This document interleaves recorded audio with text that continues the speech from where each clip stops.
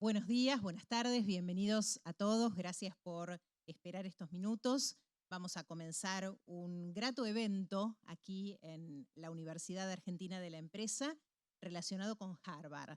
Y nos honra con su presencia este equipo para contarles distintas alternativas de formación en Harvard, justamente. Les decimos que para nosotros es un placer recibirlos, un honor, y compartir este encuentro con todos ustedes. Nos enorgullece además que una vez más Harvard nos haya elegido como institución para este encuentro, para este evento.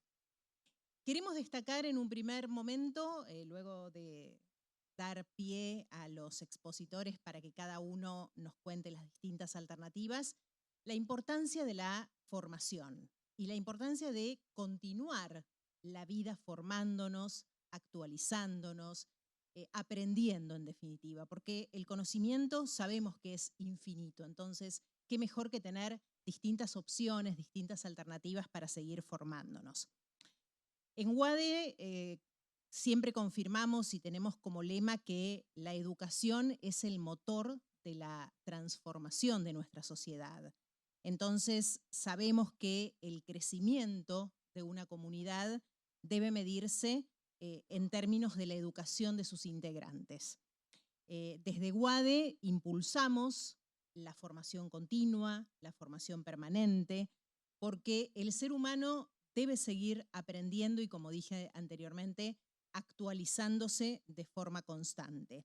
Más aún hoy, en tiempos en que la innovación tecnológica ha llegado a la educación a través de nuevas tecnologías, a través de la inteligencia artificial.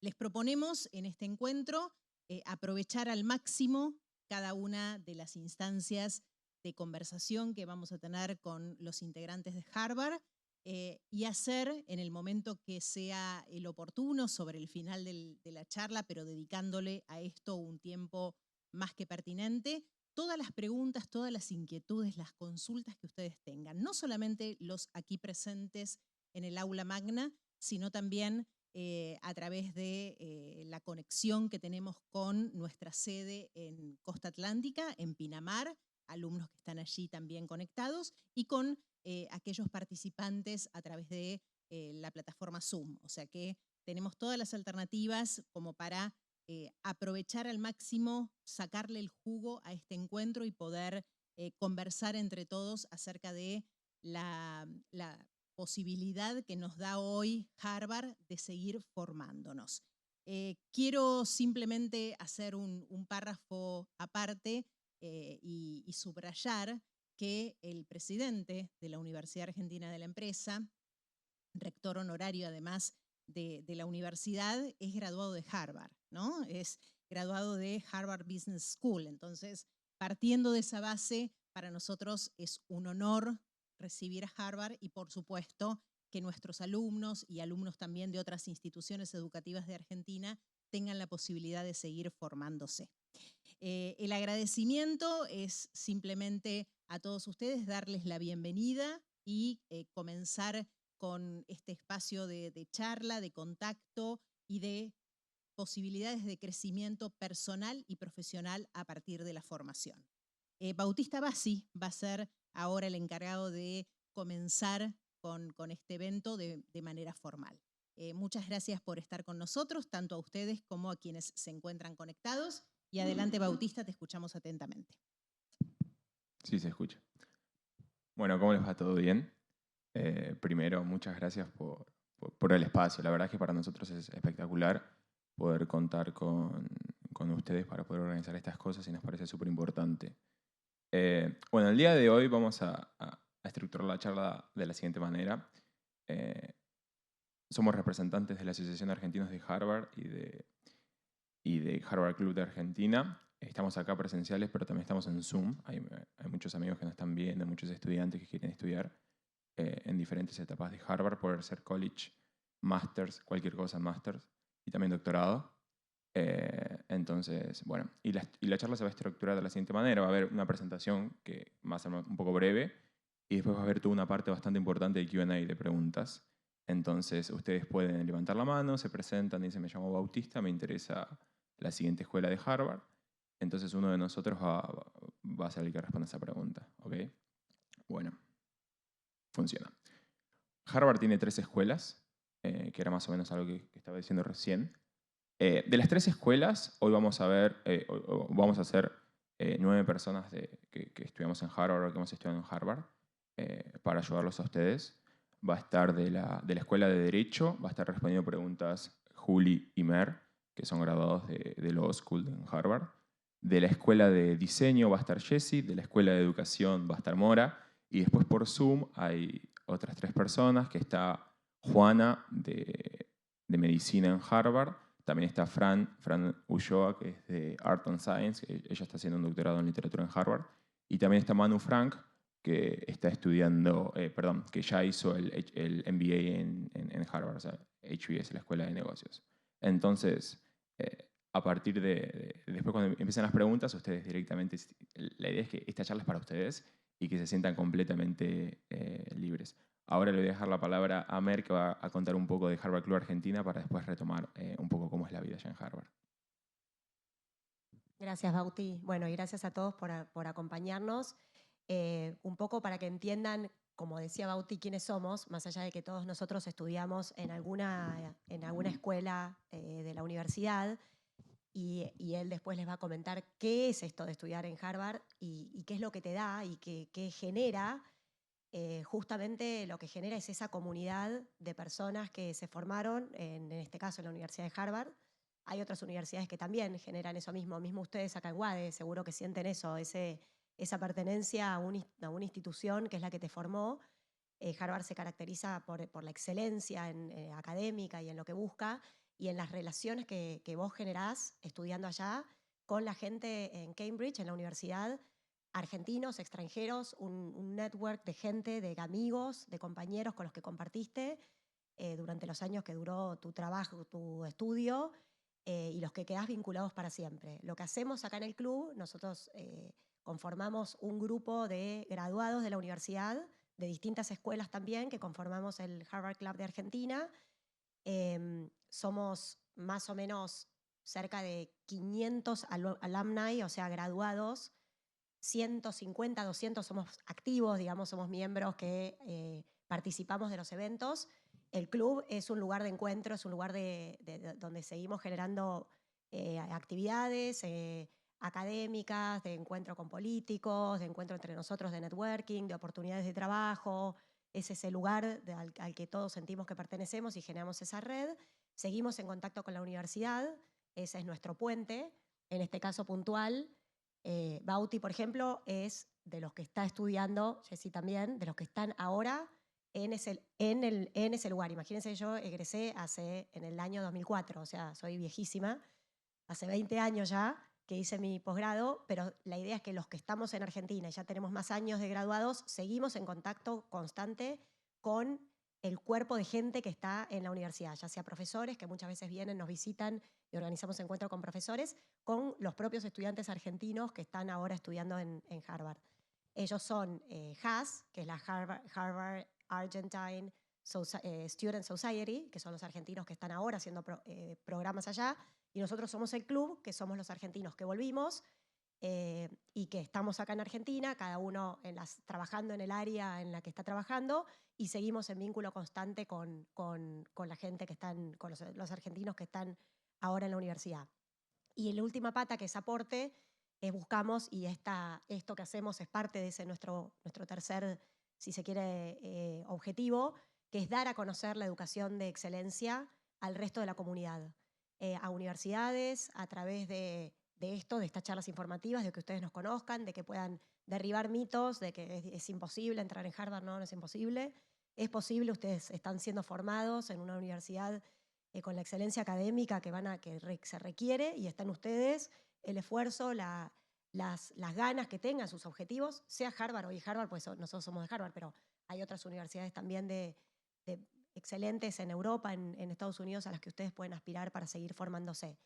El club cuenta con, además de ayudar desde la información que les podemos brindar, de estar en contacto con quienes hemos pasado por esto antes, tenemos préstamos de honor que se otorgan a estudiantes admitidos a algunos de los posgrados de la universidad, y hace 2 años, con el aporte de socios del club, se conformó un Fellowship Fund que administra la propia universidad, que los fondos dan para 1 por año, pero se beca en forma completa a un estudiante argentino que vaya a hacer algún programa a Harvard. Eso lo decide la universidad a quien se lo otorga, pero bueno, eso es porque ahora vamos a entrar en detalle, pero obviamente que el tema económico es un tema no menor a la hora de pensar en estudiar en una universidad fuera de Argentina.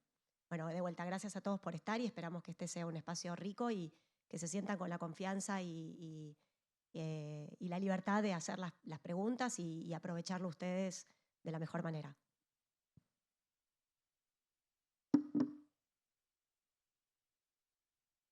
Bueno, espectacular. Yo me voy a parar porque si no necesito estar parado para poder charlar de esto. Bueno, ahí está un poco donde Mera hablaba de las cosas que hace el Club de Harvard de Argentina y un poco de las cosas que han hecho durante estos últimos años. Antes de empezar, a mí me interesaba empezar un poco con la motivación, porque al final del día cuando uno va a aplicar para estudiar a Harvard, uno le agarra como cosquillitas y se siente bastante motivado, ¿ok? Que me parece un buen punto de partida. Después vamos a hablar un poco de financiamiento y también vamos a hablar un poco de otras responsabilidades que genera haber estudiado en Harvard, estar estudiando en Harvard, en nuestra opinión, y también de la parte social, que la parte social es una parte muy importante estando en Boston o en Cambridge. Acá hay una quote de un profesor mío que tengo en Harvard, que el otro día le comenté de este evento, estamos caminando y le digo, che, vos sabés que voy a usar una frase tuya porque me gustó un montón. El profe se llama Dan Levy, es un profesor de Venezuela que no dio estadística. Y antes de rendir el primer examen en Harvard, agarra y dice, ustedes chicos están acá, acuérdense de esto, ustedes están acá, no están para probarse, están para mejorarse, nos dice. Y a mí me quedó bastante como grabado, porque Harvard es un lugar en donde hay tantos estímulos, hay tantas cosas para hacer, que uno al final del día lo que quiere quiere que sea una plataforma para poder después soñar y pensar grande, en mi opinión. Es como think big, es como pensando lo grande. Cuando surgió este evento, sinceramente no sabía para dónde encarar la charla. Dije, bueno, ¿cómo vamos a encarar la charla? No sabía, porque como dije, no lo nombré, pero la silla vacía es de un amigo que está llegando ahora, se llama Lucas, que va a estar representando a Harvard College, los que quieren estudiar en college, porque también había chicos interesados, así que las preguntas también. ¿Por qué digo college? Porque no sabía cómo encarar la charla, porque va a haber chicos que querían estudiar en college, en maestrías, en cualquier tipo de maestría, o en doctorado. Y me puse a ver los commencement speech que se hacen cada año en la universidad, cuando son las graduaciones en Harvard y Yale. Entonces me puse a ver 2 en particulares, que es el de J.K. Rowling, que es la escritora de Harry Potter, que estudió en Harvard. Y básicamente esta frase a mí me llamó bastante la atención relacionado con lo de no estás acá para probarte, estás acá para mejorarte. Que es básicamente, agarra acá a la mujer y dice que, o sea, es imposible vivir sin errar. Y si vos vivís una vida tan pacífica, tan precavida, en donde no querés errar nunca, por definición estás errando. Entonces, ese era el consejo que daba en su speech. Y es algo, para mí está bastante ligado, intrínsecamente ligado a la motivación de estar en Harvard o de haber estudiado en Harvard para los chicos, que es básicamente, te motiva a querer errar. El otro día hicimos como una charla, una clase donde cerramos el primer año y era cuáles son las mayores lecciones que uno aprende estando acá. Y era tipo, antes yo de empezar a estudiar en Harvard como que me daba miedo errar. Ok, como que te da miedo. Y ahora es tipo, si no errar es como que no estás arriesgando lo suficiente, es como que no te fuiste tanto al borde, a la línea. O sea, entonces para mí es algo bastante sano, es algo que me gustaría transmitirles a ustedes, que si quieren aplicar a Harvard o quieren hacer algo en su vida, si no le erran es porque no se arriesgaron lo suficiente, y acorde a ella es la forma más trivial de errar, no errarle, nunca, básicamente. Después también me miré el de Mark Zuckerberg, que fundó Facebook, todos lo sabemos, pero se fue de Harvard, estaba haciendo Harvard College y agarró el chabón y dijo, me voy porque quiero empezar Facebook. Y dijo justamente, el mayor de los riesgos es no tomar ningún riesgo. En un mundo que cambia mucho, la forma más certera de fallar es no tomar riesgos. Entonces, a mí me parecía bastante que como motivación es fundamental de acá para adelante, cuando apliquen a Harvard, eh, pensar a lo grande, porque es justamente el lugar para poder cumplir los sueños. Entonces, el shift que uno hace cuando está allá pasa de pensar en cosas de qué cosas puede hacer uno a qué cosas quiere hacer uno, que no es lo mismo, porque cuando uno está pensando en qué cosas puedo hacer, es como que uno se limita un poco a pensar, ok, pero capaz que no, capaz que sí, capaz que no, pero al final del día, después de la experiencia, cuando uno lo está transitando, al menos en mi caso en la escuela de gobierno, es qué quiero hacer. Obviamente dentro de cosas que sean más o menos dentro de los sueños uno elige uno, pero es como que la barrera del poder es como que se va un poco más difusa, sigue estando toda la vida, pero es como que uno se empodera. A mí le pasa eso, uno se empodera y entonces como que quiere soñar más grande. Entonces, si yo les tengo que transmitir cuál es la motivación más grande de estudiar en Harvard, es que uno ve el error como algo natural y ve el no error como algo que sería muy feo que ocurra no errarle nunca. Ok. Entonces, dicho esto, esta motivación, quiero contar un poco del contexto que pasa en Argentina en términos de aplicaciones y demás. Solamente me interesa que se centren en la línea naranja, la línea azul no importa. La línea naranja es cómo nos iba, cómo en términos en el mundo, cómo nos está yendo, en términos del PIB per cápita, ¿ok? Hace tiempo nos iba muy bien, estábamos en el top 10 y ahora estamos en el top 70. Esto a mí me parece bastante relevante, que lo quería mostrar con ustedes, porque, en mi opinión, los casos de éxito, que son los casos, si tomaron un curso de estadística que están muy a la derecha de la distribución, son los que nos podrían hacer mejorar esto. Imagínense que Mark Zuckerberg hubiera sido argentino y hubiera creado Facebook en Argentina, o que hubiera sido un argentino, como nos pasa con Galperín, como Pier Paolo, con muchísimas personas, bueno, ahora con Rauch en Vercel. Nosotros necesitamos casos de éxitos extremos, en mi opinión. Obviamente que hay otros problemas, qué sé yo, pero estamos hablando de la charla de Harvard y para mí sería hermoso que tengamos casos de éxitos extremos. Quiere decir esto que estar muy a la derecha del éxito y poder mejorar un poco la línea naranja y levantarlo un poquitito y poder rankear un poco mejor. Entonces, ligado a la motivación que estaba diciendo hace un ratito de que uno se empodere y empieza a soñar grande, también es muy importante para nuestro país. O sea, cuando nosotros estamos allá, estamos pensando en Argentina constantemente. O sea, estamos pensando en Argentina, queremos ayudar a Argentina, y si nos iría muy bien, realmente podríamos levantar esa curva naranja y llegar a rankear mejor como país. Entonces, tenés casos muy extremos, sería algo espectacular. Esto es más o menos la actualidad de argentinos en Harvard o de HAS, de la Asociación de Argentinos en Harvard. Hay bastantes en HBS, ahora este año nuevo que entran, no sé cuántos van a entrar. En HKS, que es la escuela de gobierno en la que estoy yo, somos 6. Después está la escuela de diseño, la escuela de derecho, la escuela de art and science y las demás. Pero más o menos para que tengan un panorama de cómo se distribuye la población de estudiantes en Harvard actualmente en Argentina. Somos una comunidad, no somos una comunidad muy grande y... Uy, perdón. Les quiero mostrar este gráfico, porque no somos una comunidad muy grande. Y a mí cuando hice este gráfico me dio bastante... O sea, desde las primeras 2 semanas que llegamos, esto a mí me da bastante impotencia. Y para mí, la gente, o sea, los argentinos, no, hay 2 temas porque no llegamos tanto a Harvard. Este gráfico es más o menos así, se lee de la siguiente manera. Estos son, por millón de habitantes, cantidad de argentinos que están estudiando en Estados Unidos en alguna universidad. No es Harvard, es tipo cualquier universidad. Entonces, vemos en la lista con nuestros vecinos, estamos últimos. ¿Qué quiere decir? Que hay 66 argentinos cada millón de habitantes. ¿Ok? O sea, nos está yendo muy mal. Por ejemplo, miren Uruguay, hay 229, tipo 1 por 3, es bastante la diferencia. 1 por 4, sí, es bastante la diferencia. Entonces, para mí, la sensación es la siguiente. A Harvard o a cualquier universidad no estamos aplicando por dos cosas. Por un tema de financiamiento, que lo vamos a ver en las próximas slides, o por un tema de que no lo vemos como algo realizable, como algo doable, como algo como que se pueda alcanzar.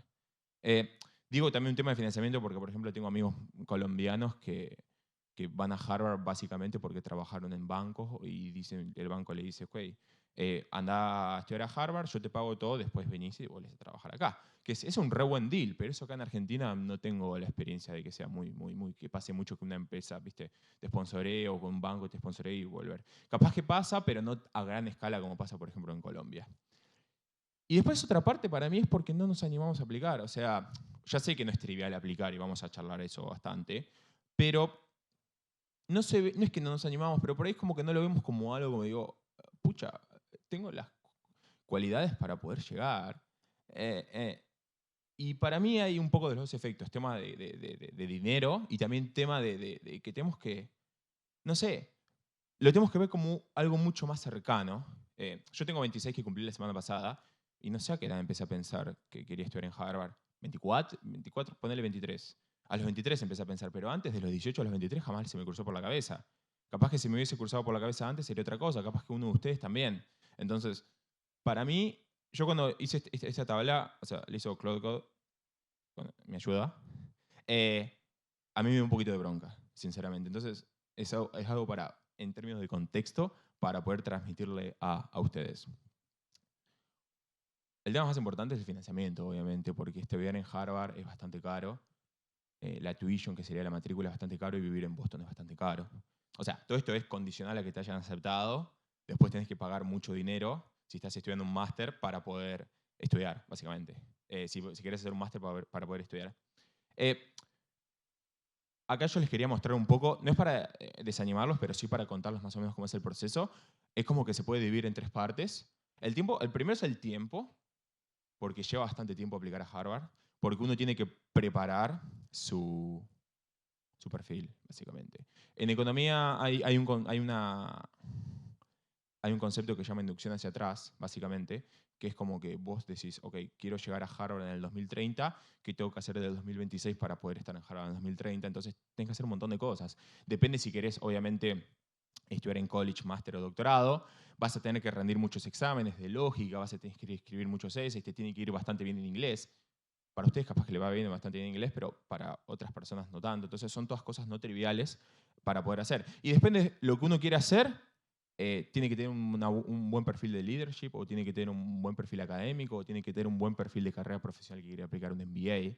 Y todo eso no es que dice, en julio dice, aplico a Harvard en diciembre, porque no pudo construir estos 3 o 4 años de preparación. Entonces no es consistente con su perfil en el pasado, entonces agarran la aplicación y te dicen, cuesta un poco. Entonces, en términos de tiempo, es algo que me parece bastante no trivial para poder organizarse. Después está el dinero.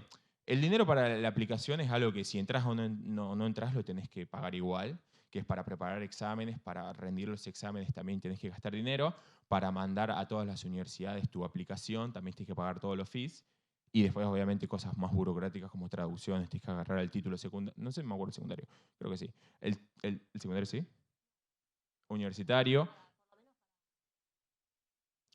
Agarrar los títulos que vos tenés, los tenés que traducir, todo lleva tiempo, todo lleva dinero. Y tener 3, 5 mil dólares de la nada, decir, listo, o sea, es una moneda bastante relevante. Y después lo otro es el capital social, que para mí es donde uno es bastante no lineal construir el capital social a la hora de aplicar. Porque hay gente que se la juega por uno. Quiere decir que hay recomendadores, hay profesores, hay gente académica, hay jefes que uno tuvo en el trabajo que literalmente agarra y escribe una carta diciendo voy a recomendar a Bautista a que vaya a estudiar a Harvard porque me parece que es un buen perfil. Y al final del día ponen las manos en el fuego por uno, porque si a uno le va mal o uno se comporta mal o uno X, el recomendador fue el que dijo, me parece un buen chico, yo creo que es apto para Harvard. Y ese capital social uno lo tiene que construir, tiene que generar esos lazos. Y, y no es tan sencillo de un día para el otro construir la relación con alguien que te puede llegar a ayudar para ir a estudiar a Harvard. y construir esa relación que sea de confianza y encima, además de confianza, vos tenés que mostrar que sos bueno, o sea que tenés que mostrar que haya confianza y encima que sos apto, las dos cosas. Entonces, para mí es un costo muy importante el tiempo, también el dinero es relevante y el capital social también, porque hay gente que se la está jugando por uno.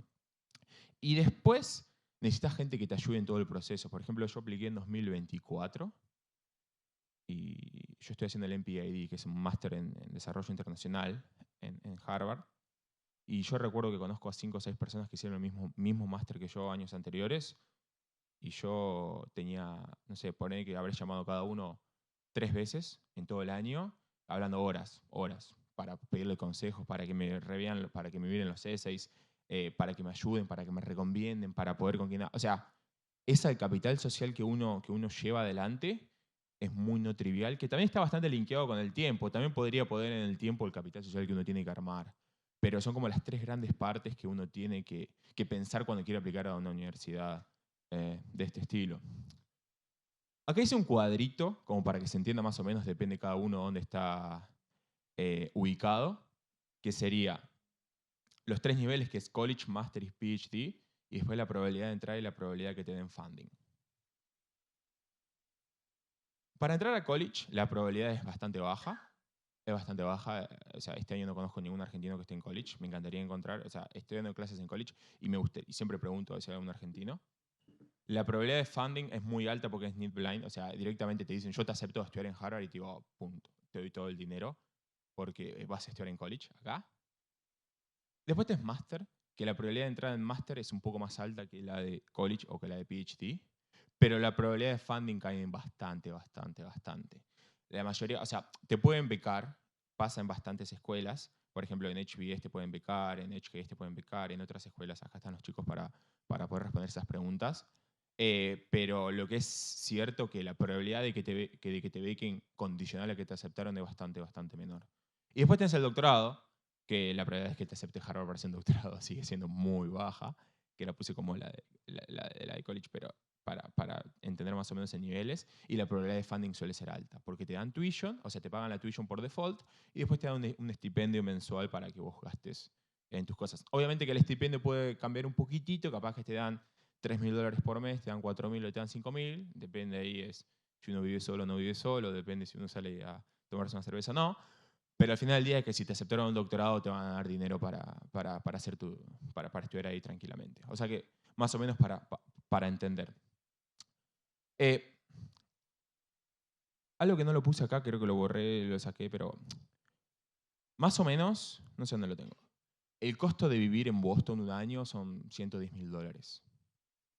Sale $70.000 a $75.000 la tuition en el año. Por ejemplo, en un máster va a salir $70.000, $75.000, $80.000 en el año y $30.000 a $35.000 de vivir entre pagar el alquiler, comer y tener una vida, tipo comprarse una bicicleta y poder hacer algo. O sea que son más o menos, para que tengan ustedes un número en la cabeza, $110.000 para poder vivir. Imagínense que ustedes aplican un máster y tienen 0 beca, tienen más o menos que pagarse de su cuenta de algún lado $110.000 por año, que es es bastante. En términos de máster, que es, mirando el cuadrito anterior, lo menos probable que te bequen, hay como, Mer justo estaba comentando hace un rato, hay 2 niveles. Pueden ser becas, o si la beca no te da, hay que sacar plata de algún lado. La universidad te puede llegar a dar beca, si haces un máster, por ejemplo. Es raro, te pueden becar, no es lo común. Después tenés, por ejemplo, becas internacionales como Fulbright. Hay bastantes amigos que se metieron en el proceso de Fulbright y son becarios de Fulbright, que está buenísimo, porque te pagan directamente el costo de vida. Creo que lo estoy diciendo bien, espero. Y después tenés, por ejemplo, becas privadas, que becas privadas depende de cada uno, qué es lo que le gusta, puede aplicar a diferentes tipos de becas por ahí. Esto pasa bastante en Estados Unidos, si viene de un tipo de familia puede aplicar una beca, si viene de otro tipo de familia puede aplicar otra beca, en el sentido de que, por ejemplo, si uno trabajó en las Fuerzas Armadas, capaz que hay becas especiales para Fuerzas Armadas, si uno tiene otro tipo de becas, puede haber un poco de becas privadas. Y después, por ejemplo, de Harvard para argentinos, hay 3 scholarships, 3 becas, que son la Fortabat, la beca de Harvard Club Argentina, y Y la tercera, pero a lo que voy, es difícil conseguir estas cosas. Por ejemplo, las privadas, en mi opinión, son bastante difíciles. Fulbright uno se tiene que preparar bastante antes. Y después, si la beca no alcanza, bueno, te puede sponsorear la empresa, que es lo que charlamos hace un rato que le pasa a los colombianos, que dicen los colombianos, por ejemplo, este año tengo como 3 amigos o 4 amigos colombianos que están estudiando conmigo, que entraron a Harvard y todos los meses el gobierno, no sé si, creo que es el Banco Central, por ejemplo, el Banco Central de Colombia, y también me pasa con amigos de empresas privadas, le dan el dinero y después se tienen que volver. Después uno puede sacar préstamos, tanto en bancos privados, en bancos públicos, puede sacar un préstamo en el Banco de Harvard, puede sacar un préstamo en otros lugares, o de última familia y ahorros, pedirle a amigos o a la familia o a uno mismo plata y pagar. Porque yo entiendo esto sería como un buen marco conceptual para pensar en... Bauti, una cosa Sí. que me gustaría agregar, que vos lo dijiste ahí, ven cuando dice becas Need-Based Aid del programa, lo que ocurre es que Harvard, las becas que da, por lo menos hablo por la de Derecho y creo que en varias es así, es realmente on a need-based, o sea, ¿qué significa eso? Que vos tenés que hacer un full disclosure de todos tus ingresos y los ingresos de tu familia, digamos, de tu círculo, ¿no? De tus padres. Y entonces ellos comparan versus las necesidades que tienen otros aplicantes. O sea que no es por mérito. Ellos asumen que una vez que aceptaron, a los que aceptaron, todos tienen un mérito para estudiar ahí similar, digamos, semejante, ¿no? Entonces, ¿qué nos pasa? Nosotros, me imagino que ahora la Argentina, por supuesto, debe estar en uno de los países que rankean mejor para darte un préstamo porque somos una economía, digamos, el peso está devaluado, pero si vos nos comparás con otros países del mundo, África, Asia, todavía somos un país rico, de alguna manera. O nos pasa que muchos de nosotros, que nos cuesta un montón pensar en $100.000, $100.000 todavía es mucho menos en forma relativa, por mucho de que sea un montón, comparado a lo que son $100.000 para estudiantes de otros países. Entonces, eso en un sentido nos pone un poquito en desventaja, porque si eso en el need-based basis, el ingreso de una familia promedio o que estudia en una universidad como esta o que viene de un background como el que vienen muchos de los argentinos que aplican, todavía es mucho más acomodada comparada con la de otros, con la de estudiantes o candidatos de otros países.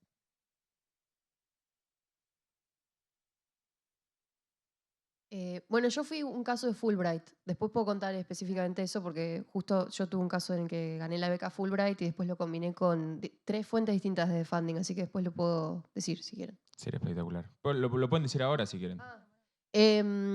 Bueno, es así la cosa. Igual ahora no sé bien cómo está. Hola, yo me llamo Mora, ¿cómo andan? Estoy en la Escuela de Educación de Harvard y ahora trabajo en la Universidad de San Andrés.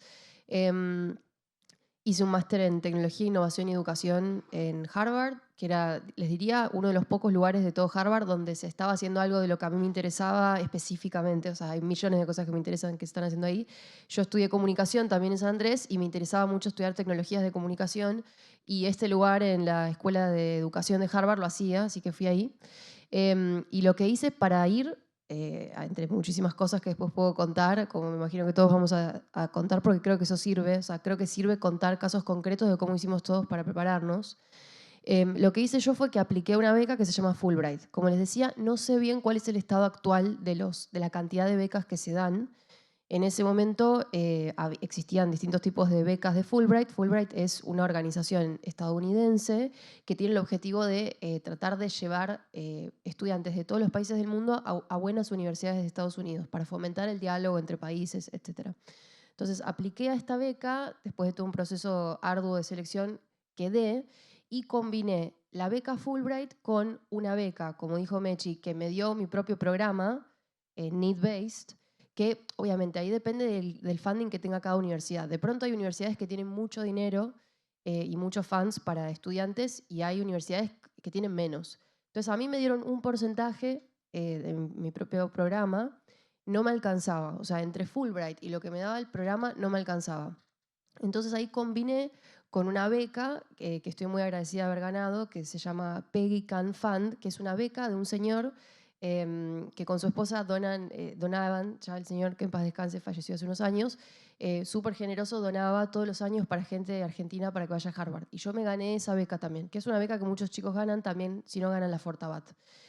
Cuestión que, y eso es una beca a la que Harvard te hace aplicar automáticamente, como que dice, vos sos argentino, deja, nosotros, si vos necesitas beca, mandamos acá a ver si lo ganas. Cuestión que entre el Khan Fund, Fulbright y la beca que me dio Harvard, logré algo que era muy importante para mí, que fue que me cubrieran toda la cuota de la universidad y también el seguro de salud, que es bastante caro en Estados Unidos la salud. Y lo que yo tuve que pagar fue mi alojamiento y mis costos de vida.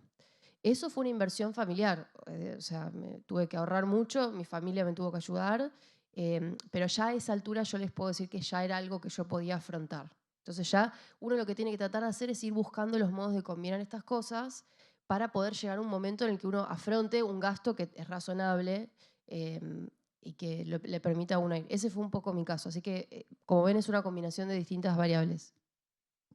Agrego una cosa nada más. Hola a todos, buen día. Julián Rottenberg, soy graduado de la Escuela de Derecho. No sé si hay estudiantes de Derecho acá. Bueno, agrego el dato abiertamente. Sí hay merit-based scholarships en algunas escuelas.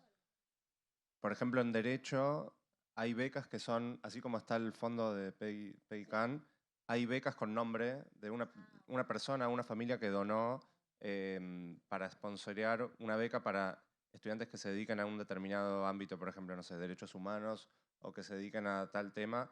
Sé que en otras escuelas existe, o sea, amigos míos que entraron al mismo tiempo que yo, tuvieron becas con nombre propio, les digo yo, son la Fulanito Mengano Scholarship. Y esas también,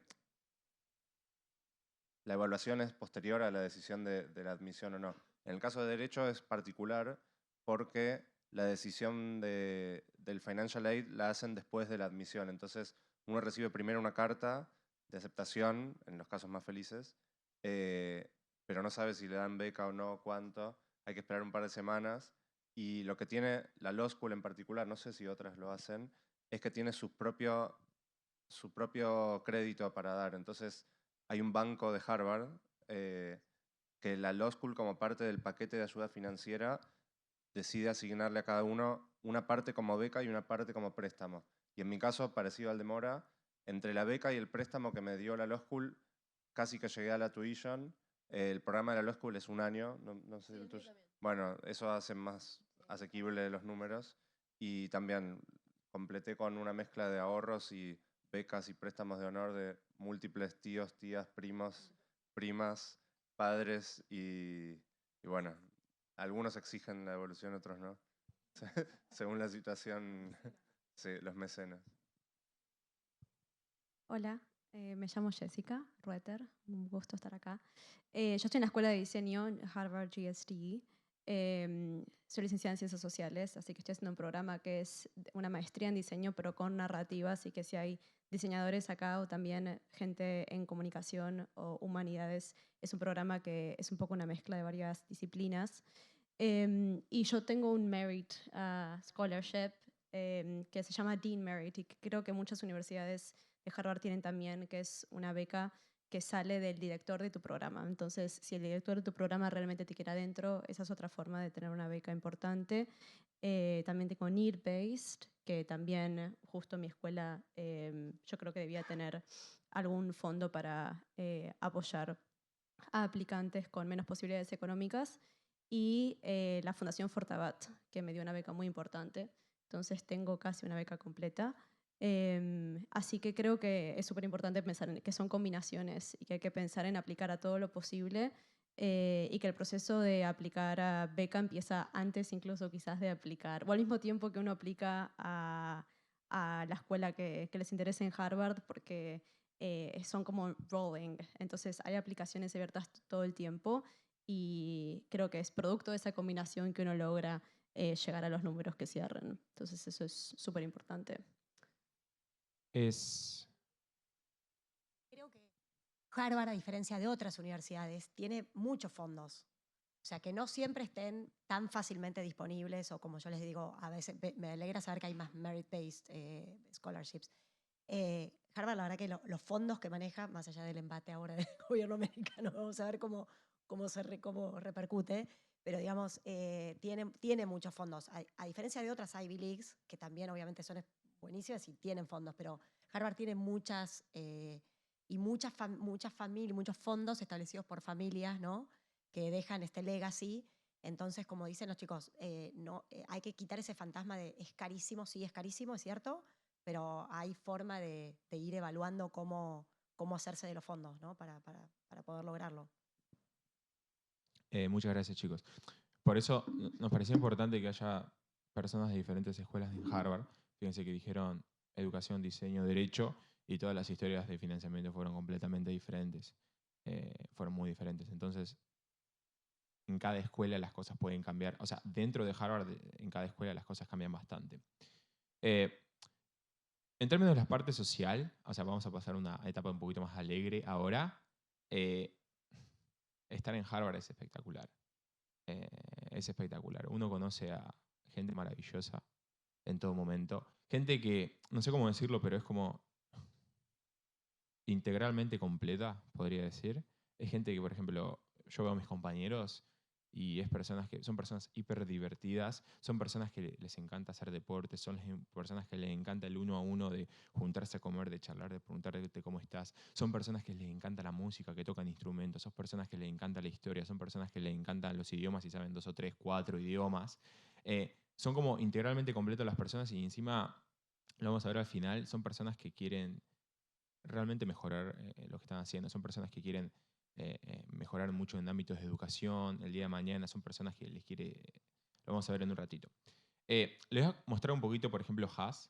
Estos son unos eventos de este año y del año pasado que hubo, por ejemplo, esto es en la escuela de gobierno donde estamos nosotros. Hay un día donde se reúnen todas las organizaciones de Kennedy School y nosotros estamos ahí charlando, tomando mate, haciendo chocotorta. La del medio es una foto del año pasado que nos sacamos apenas empezó el semestre, el fall. Y la de la derecha es una foto de cuando vino María Migliore hace 2 o 3 semanas a Harvard. Tuvimos una charla y ahí nos sacamos una foto con los argentinos. Y después esta, bueno, la foto de abajo a la derecha es una foto que se sacaron los chicos cuando empezó el año pasado, hubo un evento en Doctor Class en las primeras 2 semanas. Y sacaron esa foto y después las otras son todas juntadas que hemos tenido. La verdad es que es bastante linda la comunidad que tenemos de argentinos y es algo que queremos expandir, que queremos mejorar, que queremos que sea across escuelas de Harvard.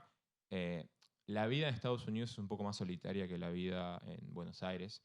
Yo soy de Carlos Tejero, de un pueblo de provincia de Buenos Aires, pero me mudé cuando tenía 17 años para venir a estudiar a la UBA. Y la vida acá es mucho más social que la vida en Estados Unidos.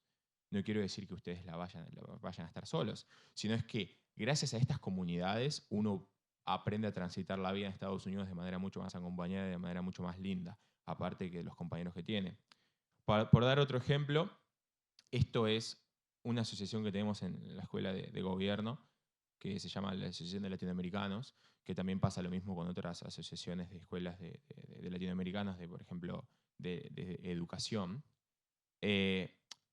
donde hay una comunidad de latinos muy importante. Esto es como modo de ejemplo donde se hacen charlas y se hacen eventos muy lindos. Por ejemplo, Haas suele organizar cosas con la Asociación de Latinoamericanos, la Asociación de Colombianos suele organizar cosas con la Asociación de Latinoamericanos, la Asociación de Peruanos suele organizar cosas con la Asociación de Latinoamericanos. Entonces uno llega a Harvard, sabe cuál es su asociación, que es la Asociación de Argentinos, se pone en contacto con la Asociación de Latinoamericanos y ya automáticamente uno ya está en contacto con las otras asociaciones de países cercanos.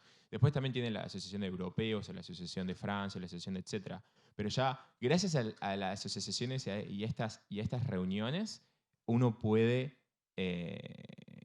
generar ámbitos sociales mucho más lindos. Por ejemplo, la primera foto es de la conferencia que se hizo en febrero de este año, y la segunda foto alquilamos una cabaña y nos fuimos directamente. Así que las asociaciones son una gran parte de todo.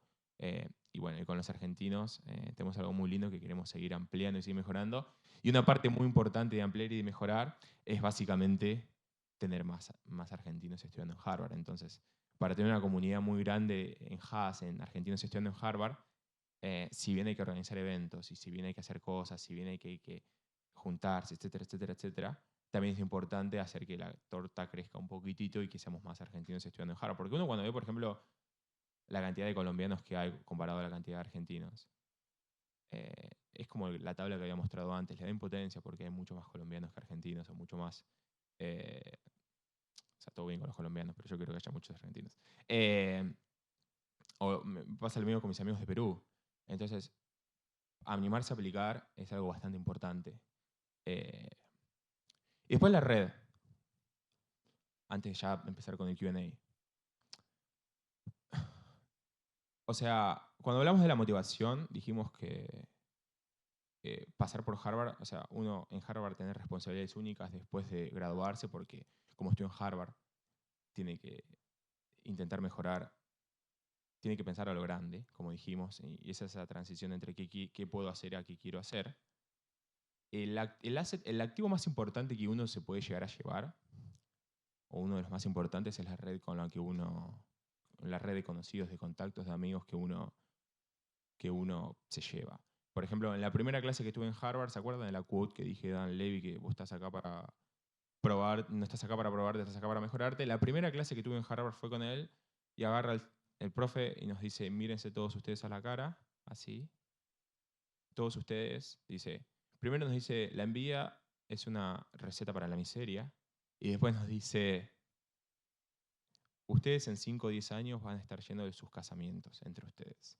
Así que lo mejor que pueden hacer es llevarse bien entre ustedes, ser amigos, porque las conexiones que van a hacer acá, conexiones no laborales, tipo, un día de mañana ustedes tienen un problema, necesitan charlar con alguien, tienen un consejo, levantan el teléfono, no importa si uno está en Filipinas, Londres, África o Argentina, levanta el teléfono, puede hablar y es algo que no tiene precio. Para dar un ejemplo de mi programa, que es el MPID, que somos la graduación, nos egresamos el año que viene, 27 de mayo del año que viene, nosotros somos 70 personas más o menos, 67, 70, y somos 32 países. O sea, para que se haga una idea de la cantidad de países que hay adentro del aula. Y como les dije, son personas... Ahora, los chicos también lo pueden decir con respecto a los programas que hicieron en sus escuelas. Son personas que son completamente o sea, son completas integralmente, y además de ser personas bellísimas, son personas que sueñan a lo grande, son personas que quieren fundar empresas, son personas que quieren liderar organismos internacionales, combatir el cambio climático, habitar el espacio, reducir la pobreza, ser presidentes. Tengo amigos que quieren ser presidentes, por ejemplo, y que vuelven ahora a sus países, Colombia, Panamá, etcétera, México, y quieren ser presidentes. O sea, y voy a decir, y ya sacan las cuentas como podemos sacar las cuentas de, no, vamos a aplicar a Harvard en 2028. Los chicos dicen, ok, en 2029 son las elecciones, ahí me voy a presentar para senador, entonces ya puedo correr para presidente en 2033. Y vos los mirás y no tienen, o sea, no tienen miedo de errar. Porque no, a ninguno le gusta errar, obviamente. O sea, a uno que le gusta hacer deporte o le gusta hacer cualquier cosa sabe que no está bueno, pero no lo piensan a eso directamente. Y son personas que sueñan a lo grande y encima toda la diversidad que tenemos. O sea, esto es solamente mi programa. No quiero ni imaginar acá, por ejemplo, los chicos, la cantidad de personas que han estado expuestas cuando pasaron por Harvard, y directa e indirectamente. Por ejemplo, tenemos la suerte de conocer a un montón de personas de otros programas, y después quedan esas redes de personas que uno se lleva bien para toda la vida, y pasan los años y uno tiene como que uno se vuelve como ciudadano del mundo, en el sentido de que no importa dónde está, uno siempre tiene como una casa. Por ejemplo, el otro día un amigo colombiano, cuando fue mi cumpleaños, me regaló 100 años de soledad de García Márquez, y en la dedicatoria me puso, bueno, qué lindo conocerte, etcétera, etcétera, etcétera, pero después me puso, vos sabés que siempre vas a tener una casa en Colombia, para vos. Una casa, viste, como del corazón, me dice, como diciendo, pues si un día te pasa algo de X, para toda la vida vas a tener una casa en Colombia. Y es como que me llegó bastante, porque es gracias a Harvard, básicamente. Le debo 100% a Harvard la posibilidad de haber tenido ese tipo de cosas. Así que eso era todo, y ahora vamos a empezar con las preguntas. Me gustaría que digan su nombre, digan a qué escuela están interesados. Acá, por ejemplo, tenemos, Lucas está en college, como dije, Mary, Juli están en law school, Mora está en educación, Jessie en diseño, y por Zoom tenemos a Manu, que está por HBS, que es la escuela de negocios. Tenemos también a Frank, que está en Art and Science, que está haciendo doctorado, y también tenemos a Juana, que está en la escuela de medicina de Harvard. Así que muchas gracias.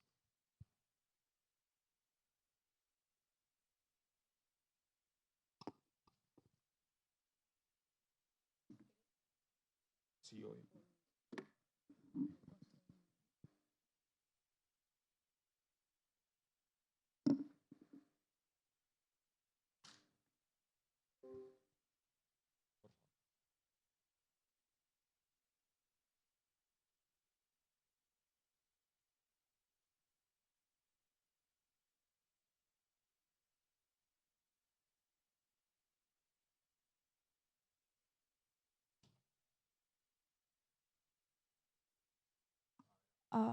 Ok, ahí sí. Bueno, hola, soy Martina Grumo. Estoy en segundo año de publicidad. Yo no tenía una escuela en específico, pero supongo que sería algo relacionado a la comunicación.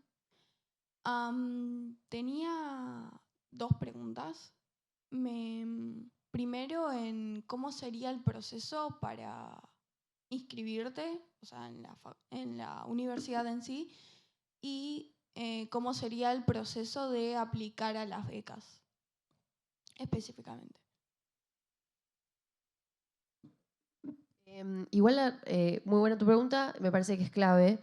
Y te iba a decir lo siguiente, si vos sentís que tenés un interés por alguna disciplina, no sé, sos de publicidad o lo que fuere, y sentís que no lo encontrás en Harvard, pero tenés muchas ganas de ir a estudiar a Harvard porque sentís que puede haber algo valioso para vos, mi primer consejo para vos y para todos es que hagan un muy buen, o sea, una muy buena investigación de todos los sitios web de Harvard. Buscá por todos lados. A veces sucede que hay programas mucho más clásicos, como el de Bauti, que es súper conocido y hay mucha gente que lo conoce. Y de pronto hay programas, no sé, el que está haciendo vos me parece súper cool. Hay programas que no, por ahí hay argentinos que nunca te los mencionan y existen y están buenísimos. Entonces, primera cosa que vos tenés que hacer es pasar buenas horas mirando todos los sitios web de Harvard. Digo sitios web porque vos tenés la página principal, harvard.edu, pero después, ¿qué pasa? Ahí te tenés que fijar las escuelas. Por eso es importante que nosotros les dijimos las escuelas que había. Puedes buscar por escuelas. Después dentro de las escuelas pones academics o algo así. Y ahí te va a decir todos los tipos de programas que hay. Hay algunos de máster, hay algunos de la escuela de extensión de Harvard, que esa en realidad es otra escuela. Hay doctorados. Bueno, ahí te empezás a fijar. Y una vez que ya, ese es tu primer paso, una vez que ya dijiste, che, a mí me interesa este programa en Harvard, ahí tenés que fijarte en la parte de admissions de ese programa, porque ese programa puede tener alguna especificidad en lo que te piden para aplicar. Típicamente hay distintas cosas. Hay una parte fundamental que es un ensayo, o lo que se suele decir statement of purpose, que es una carta firmada por vos en la que decís por qué vos tenés que ir ahí y por qué ellos te tienen que admitir a vos. Mi consejo ahora es, con todo lo de la IA, tener cuidado con el uso de la IA para hacer esto, porque me imagino que deben valorar mucho, no sé, gente que está ahora más recientemente, deben valorar la autenticidad. Segunda cosa, tenés que conseguir cartas de recomendación. Tercera cosa, probablemente tengas que demostrar tu nivel de inglés. Y en general lo que hacemos ahí es rendir un examen que se llama TOEFL. Y otra cosa, cuando yo lo hice, ahora no sé si es así, se requería de cierto tipo de examen. Por ejemplo, a mí me pidieron un examen llamado GRE. Hay gente a la que le piden un examen de matemáticas llamado GMAT. Y no sé qué pasa con las escuelas de otras escuelas de Law o lo que fuere. Y esos son como de los tres cosas centrales. Todo eso te va... ¿Eh? Que los de Law no sabemos matemáticas. No, y a mí tampoco me piden nada. Bueno, el GRE tenía parte de matemáticas. Pero eso es para la parte de posgrado. Yo no sé si en college es distinto. No, por eso. Son exámenes difíciles, pero no sé si ahora lo siguen requiriendo. Pero en conclusión, yo te diría, fíjate, haz una búsqueda intensa del programa, encontrá tu programa, fíjate en la parte de admissions. Considera que sea lo que sea, siempre vas a necesitar gente que te recomiende, demostrar que sabes inglés, tener buen CV y buena statement of purpose y rendir algún examen quizás. Y luego de eso, si sos admitida, como te dijeron todos, vas a empezar a entrar más en el mundo de las becas. Pero también, en paralelo a tu programa, anda buscando becas, como dijo Bautista.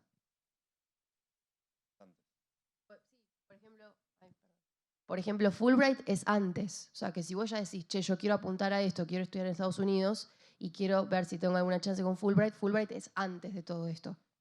Condición sine qua non es el promedio en la carrera. O sea, la realidad es que cómo hace Harvard para filtrar los cientos de applications que reciben por año, hay un primer filtro, y lamentablemente es así, que es el promedio general en tu carrera.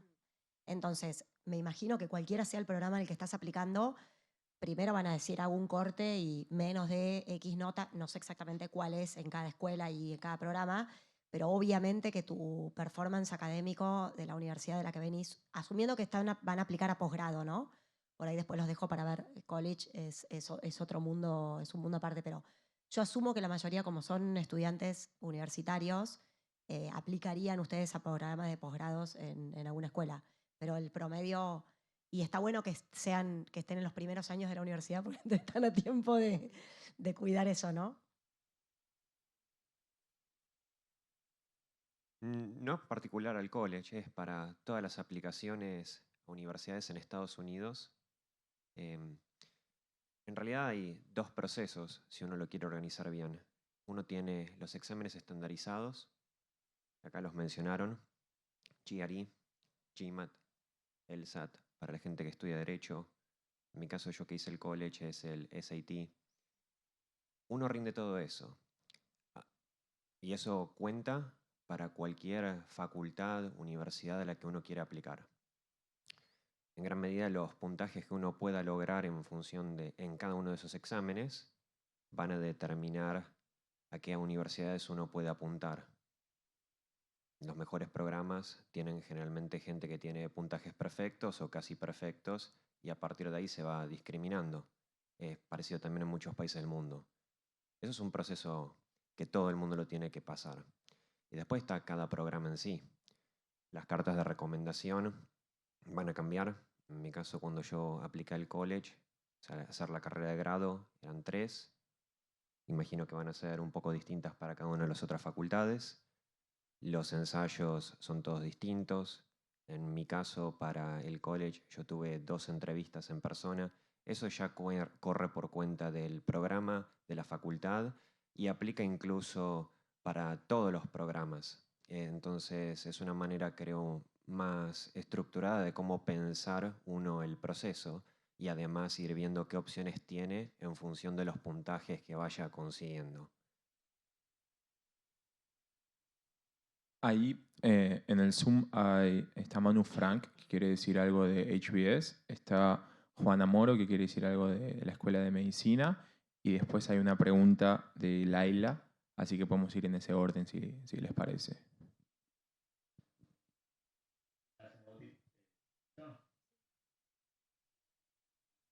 No, quería hacer una aclaración rápido respecto a HBS con el tema del funding, porque creo que ahora tenemos hace un tiempo que no encontrarnos. Como la mencionó que cada universidad es diferente, en el caso particular de HBS, resaltar que especialmente para latinoamericanos el grado de funding sobre tuition es extremadamente alto, porque ellos, 10% de la gente recibe full funding y más o menos 40% adicional recibe algún tipo de funding, pero como está basado en necesidad, los latinoamericanos están sobre representados ahí. Entonces no es extraño que tengas 80-100% de cobertura del tuition. Eso quería decir respecto específico al funding de HBS.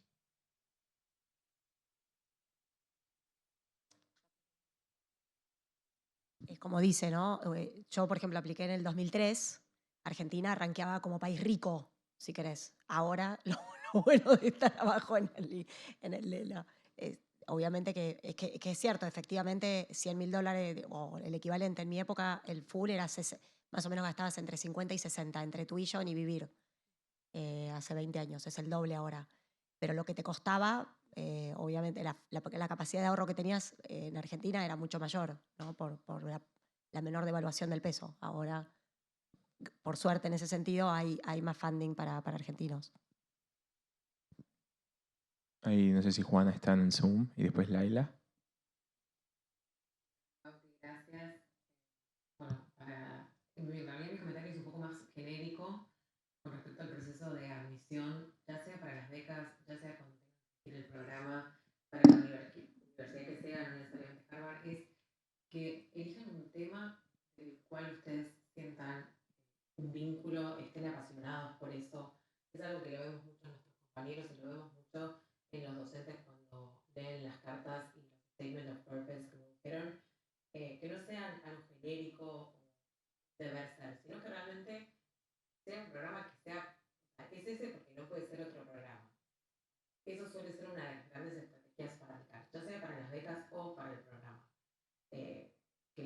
apunten un poco por ese lado.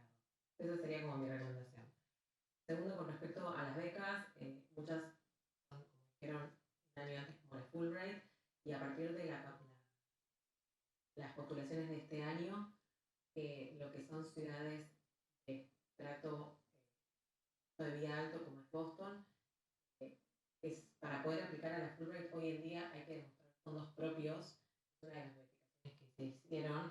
Uno puede aplicar, pero ya la cobertura no es total del stipendio de vida.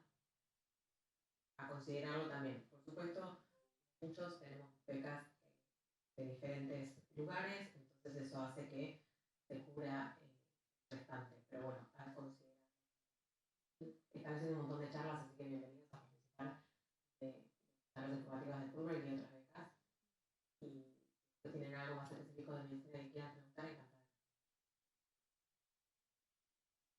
Laila. Hola, ¿qué tal? Bueno, muchas gracias por la información. La verdad que es muy interesante el tema. Yo soy ingeniero en sistemas de información y me especializo en lo que es la parte de IA, también estoy muy vinculada al tema de educación. Quería saber cuánto duraba, por ejemplo, una maestría, si tiene que ser 1 año, 2 años, en base a los costos que estábamos hablando, y también si uno podía escribir a los contactos que están puestos en pantalla, como para tener alguna orientación mayor, si es posible, digamos, poder tener ese tipo de contacto. Bueno, yo respondo brevemente, no sé si alguno después quiere agregar algo.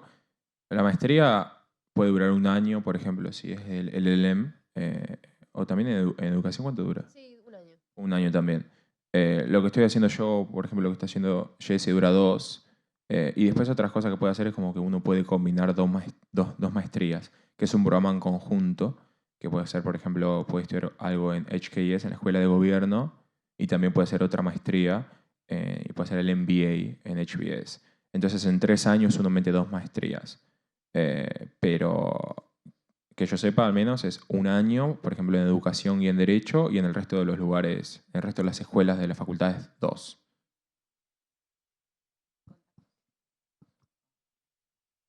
Bueno, puedo responder a los contactos, que creo que sí, que todos acá estamos súper entusiasmados por poder orientar, ayudar, guiar, dar consejos para que más argentinos, como dijo Baute durante su presentación, puedan acceder a estudiar en Harvard específicamente. Y respecto a los contactos, yo también quería agregar que en mi caso hice algo un poquito inusual, que es contactar directamente a quien hoy es mi advisor. Si hay docentes que ustedes en sus búsquedas, como comentaban, de los programas que les interesan, dicen, esta persona me encanta lo que hace, este profesor me vuela la cabeza, o bueno, tengo dudas sobre este programa, quiero saber más. Creo que desde la parte de los docentes en Harvard están súper abiertos a escucharlos, si quieren saber de ustedes, si quieren que nueva gente ingrese a sus programas. Entonces, por ahí les van a contestar y van a poder tener conversaciones con ellos incluso antes de aplicar. Es algo que por ahí uno no tiene en cuenta porque da incluso un poco de como miedo, pero lo súper recomiendo, a mí me sirvió mucho. Y sí, creo que es algo que no se suele tener tan en cuenta.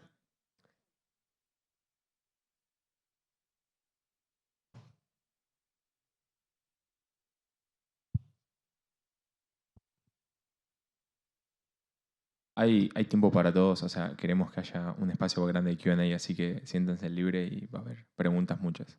Hola, buenas tardes. Mi nombre es Ailén. Estoy en el 4º año de Economía. Tengo 2 preguntas o 3. Primero, no me acuerdo tu nombre, discúlpame, el chico que tiene la camisa a cuadros.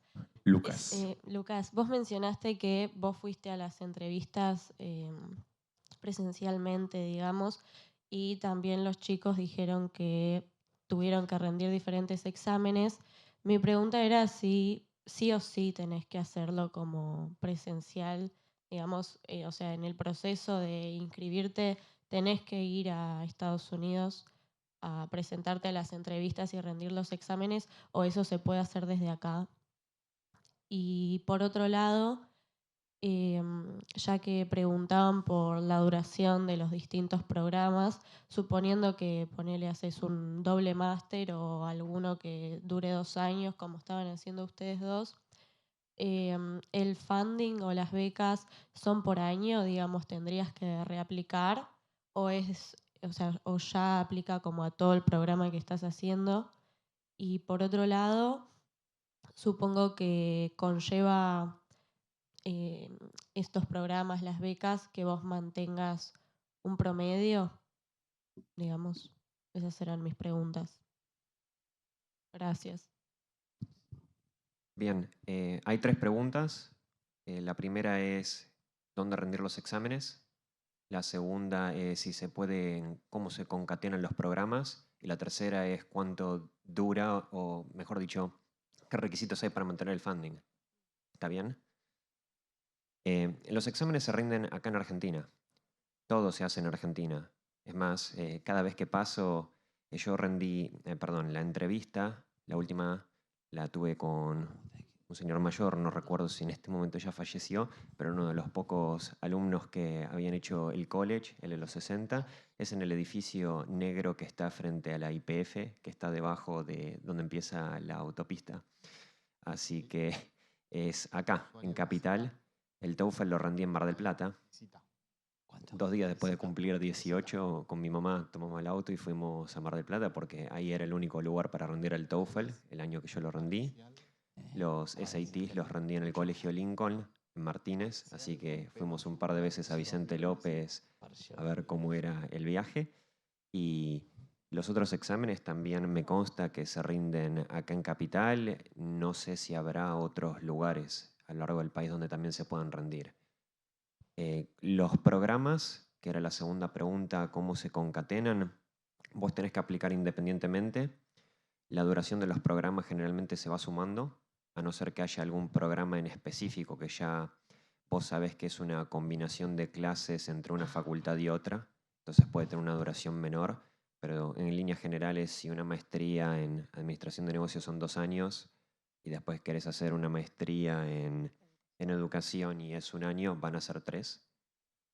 En ese sentido, no hay mucha coordinación entre las facultades para tener equivalencias, entonces se van acumulando los años y el tema del financiamiento es por año y es por facultad, con lo cual supongamos que vos haces 2 maestrías, vas a tener 2 aplicaciones de ayuda financiera y te va a cubrir la cantidad de años que tengas que hacer para terminar ese programa en específico.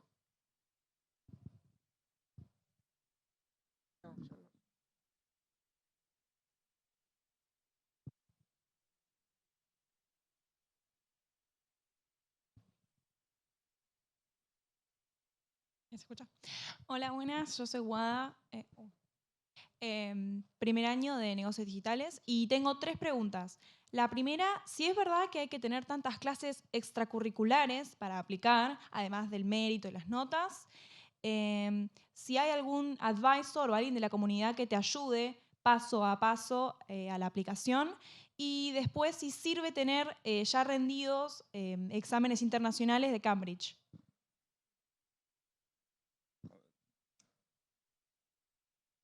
Hola.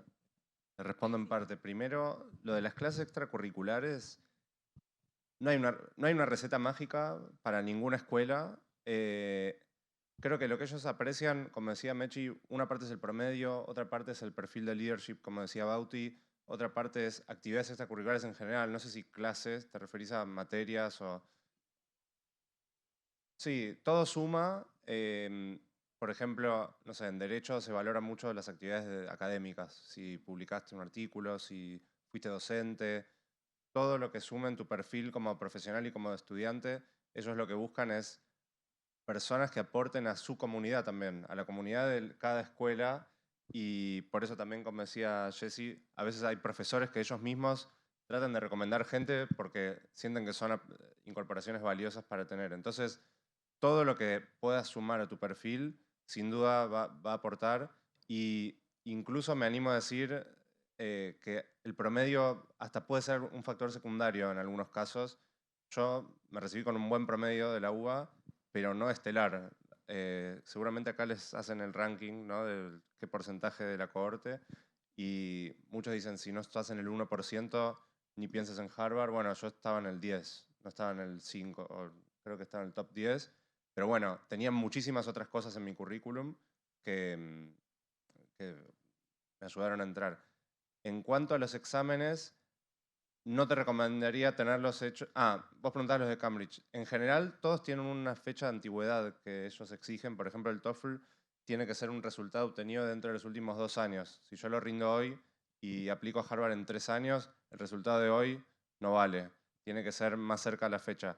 Lo que tiene el TOEFL, que creo que es el único que sí es necesario para cualquier programa en Harvard, es que se puede rendir todas las veces que uno necesite. El GRE y el GMAT también son más demandantes. El TOEFL, hay cientos de lugares por todo el país donde uno se inscribe y alguno cuando medio sobre la fecha le termina tocando ir a Mar del Plata o a Rosario, pero yo lo rendí en Icana, que es acá muy cerca en Microcentro.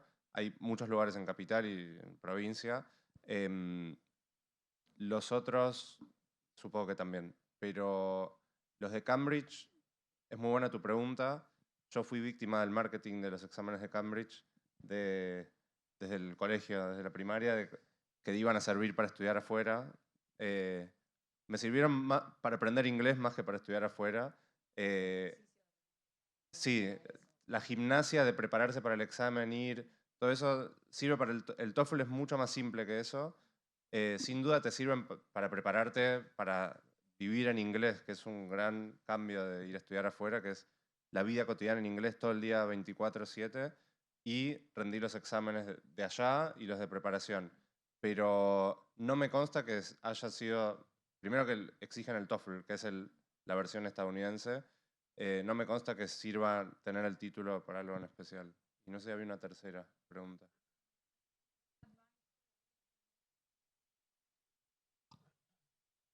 Por ejemplo, en mi caso en particular, decir advisor uno solo, no. O sea, a mí me gusta pedir muchos consejos y no tuve un advisor, pero sí tuve muchas personas como mini advisors a los que le pregunté cosas, pero no una persona tipo centralizada. Sí, en short, no.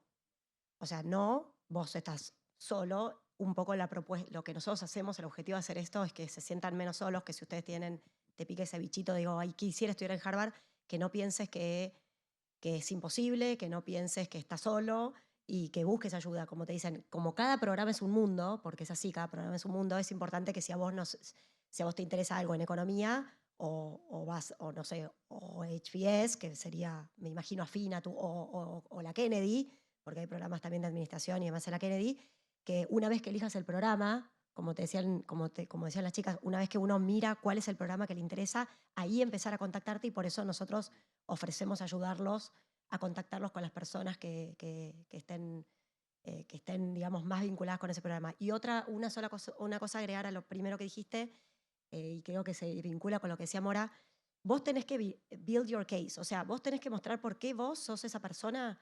Primero, por qué a vos te interesa tanto hacer ese programa y por qué la universidad no se tiene que privar. ¿Cómo es tu nombre? ¿Por qué ese programa es mejor programa con WADA adentro? ¿Entendés? Ese es un poco lo que ellos buscan. Vos los tenés que convencer por qué vos también le vas a dar valor. Porque esos programas son al final lo que la gente, obviamente que son la universidad, son los profesores, pero son lo que son la comunidad que lo conforma. Entonces a ellos les interesa tener candidatos fuertes. Y en esa fortaleza de tu perfil es donde entra a jugar esa riqueza. Tampoco es cuestión de que hagas de todo un poco sin sentido, ¿no? Tipo, sí, hice circo y además, no sé, estoy en el comedor escolar del barrio de no sé cuánto, y además, bueno, si no, nada tiene que ver con nada, por ahí, no, digo, no es que necesariamente hacer un montón de cosas suma, pero sí, si vos tenés un propósito, un caso fuerte, entonces en eso vas más allá de lo que estudiás académicamente y estás involucrado, no sé, das clases, tenés un propósito social o tenés un interés en tal cosa y entonces ese interés lo vinculás a través de la música con no sé qué. Digo, si todo hace tu hilo conductor, es buenísimo que vos muestres esa riqueza de tu perfil. Ahí hay un micrófono que lo tiene Tommy y el otro lo tiene Lucas, porque si hay, podemos ir tomando dados por separado. Espera. Bien, acá adelante en la tercera fila también.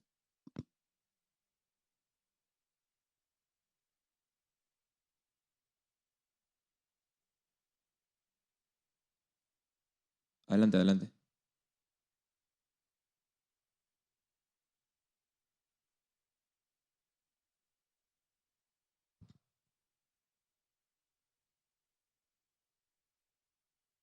Todavía no se escucha. A ver. Ahí va. A ver.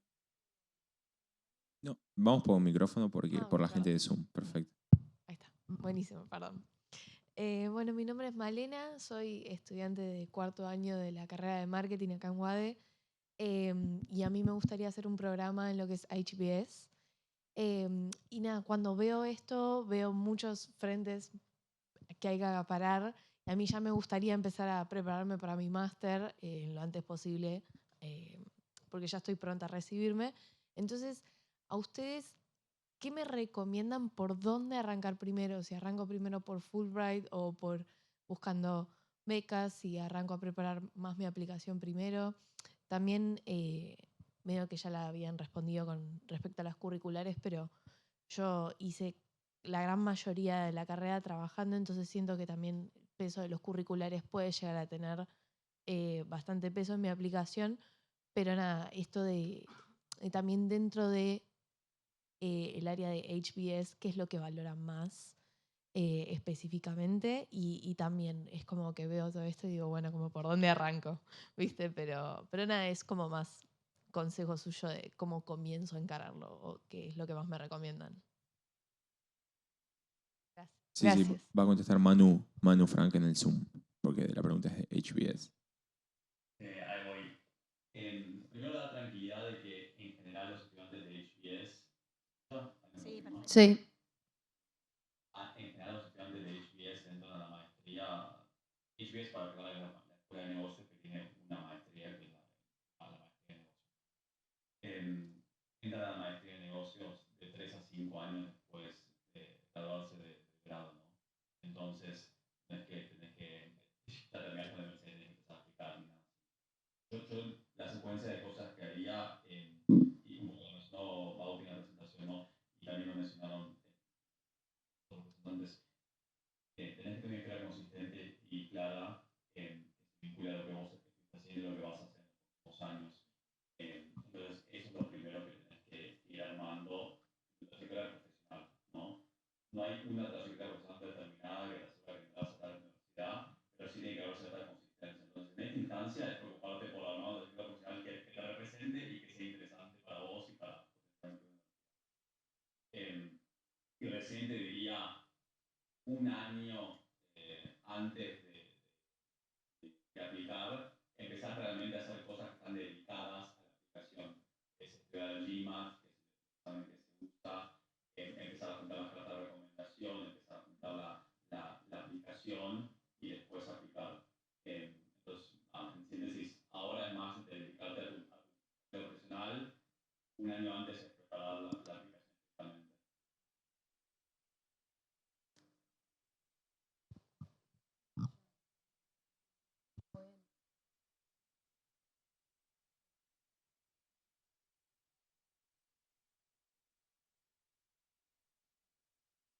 Hola, soy Lucía Castro, estudio Ciencias de la Comunicación, estoy en mi 3er año.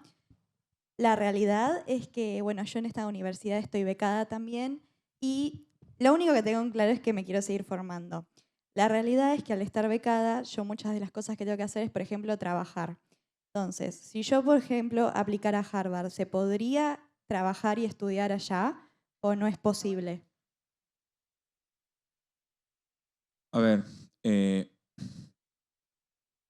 mi caso, no sé el resto de los chicos, pero yo recibí una fellowship de Harvard y también estoy trabajando para cerrar el gap, porque es un gap que me queda, y doy clases en college y también estoy de RA en un proyecto que me interesa. Si te referís a ese tipo de trabajos, podés. El problema es que si vos tenés la visa de estudiante F1, no puedes trabajar más de 20 horas semanales por la visa. No te dejan. Entonces, podés trabajar, más de 20 horas no vas a poder trabajar. Entonces, al final del día, si vos querés trabajar y estudiar para poder pagarte las cosas, tendrías que conseguir algo allá te suelen pagar por hora. Entonces tenés que conseguir o dar clases o una internship o lo que sea, por ejemplo, que te pague lo suficiente por hora para poder cumplir 20 horas por semana y poder cubrir el gap que a vos te queda. Pero más de 20 horas no vas a poder trabajar por semana. Muchas gracias. Ah, eso es verdad. Claro. Perdón, me olvidé de aclarar algo relevante que acá los chicos me están diciendo. Solo puedes trabajar dentro de lo que es Harvard, dentro de la facultad. Por ejemplo, puedes trabajar en una librería, en una biblioteca, puedes trabajar de RA, puedes dar clases, etc. Pero solo dentro de Harvard. Me he olvidado de mencionarlo, sí. Buenas, me llamo Agustín, estoy estudiando Administración de Empresas y estoy interesado en la Escuela de Negocios. Tenía pensado ya preparar el GMAT, ya lo estoy viendo un poco desde hace algunas semanas. Y mi pregunta es, sobre todo creo que para Manu, si podría dar algún consejo, sobre todo cómo empezar al principio, prepararlo. O cualquiera que lo haya rendido, ¿no? Sé que hay unos requisitos de puntuación y demás, entonces es valioso eso. Vale. Ojo que el GMAT también tiene fecha de vencimiento, ¿no? Creo que ahora es 5 años, o estoy equivocado. Entonces, te limita un poco en términos de cuándo quieres aplicar. Para que lo aplique 6 años después de cada una de la universidad. Entonces, se puede tener corriendo y rendir el GMAT 2 veces. También lo hice en 12 momentos diferentes, porque me pegó el COVID, no lo recomiendo. ¿Cómo prepararte? Para mí, hoy en día, las mejores herramientas fabricadas es una que son online, porque con inteligencia artificial son cada vez mejores. Entonces, hay una particular que yo sé que se llama Target Test Practice, TTP, lo puede haber otro hoy en día, que son adaptativas, te van poniendo preguntas en base a lo que más está desafiado y demás.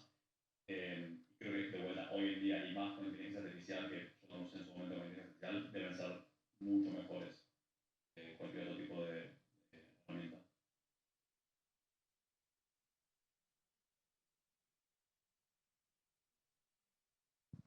Mira, yo rendí el GMAT por más que pasé por la carrera de grado y mi ayuda a nivel personal sería, para toda la parte de lectura, comprar los libros del LSAT y practicar con las partes de razonamiento crítico, las de completar los textos. Yo lo rendí el GMAT hace más de 5 años, aclaro, pero siempre las partes de lectura y de lógica eran más difíciles en el LSAT, entonces empecé por lo más difícil para ya tener ese ritmo. Ay, perdón, ¿puedo decir otro tip? A mí me sirvió mucho una página que se llama Magoosh. ¿Vos también? Está muy buena. Es como parecido a lo que decía Manu, pero con menos IA, creo. Pero quizás ya ahora es todo con IA, no lo sé. Buenas, ¿cómo va? Mi nombre es Fernando, tengo 25 años. Yo estoy preparando mi aplicación para el MBA este año. Mi pregunta quizás va un poco dirigida a Manu, pero también creo que puede servir si ustedes también responden, porque me parece que es una pregunta bastante general. Yo parto de la base que quizás hay muchos perfiles muy parecidos al que tiene uno que están aplicando a las universidades y sobre todo a HBS. Entonces quizás es cómo generar ese diferencial a través de la aplicación para entrar a los programas.